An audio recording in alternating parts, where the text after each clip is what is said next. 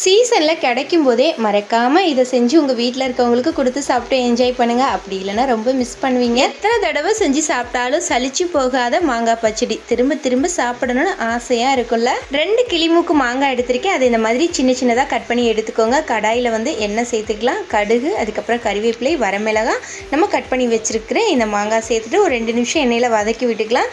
இது கூட 1/4 டீஸ்பூன் மஞ்சள் தூள், 1/2 ஸ்பூன் மிளகாய்த்தூள், 1/4 டீஸ்பூன் உப்பு, கொஞ்சம் பெருங்காயத்தூள் சேர்த்துக்கலாம். இப்போ இது எல்லாத்தையுமே நல்லா மிக்ஸ் பண்ணி விட்டுக்கலாம். அதுக்கப்புறமா இது கூட நம்ம வெல்லம் சேர்த்துக்கணும். இது கூட கருப்பட்டியுமே சேர்த்து செய்வாங்க. நான் இன்றைக்கி வெல்லம் தான் எடுத்திருக்கேன். இதை தனியாக கரைச்சிட்டு இந்த மாதிரி வடிகட்டிட்டு சேர்த்துக்கோங்க. தூசி ஏதாவது இருந்ததுன்னா அதுவுமே ஃபில்டர் ஆயிரும்.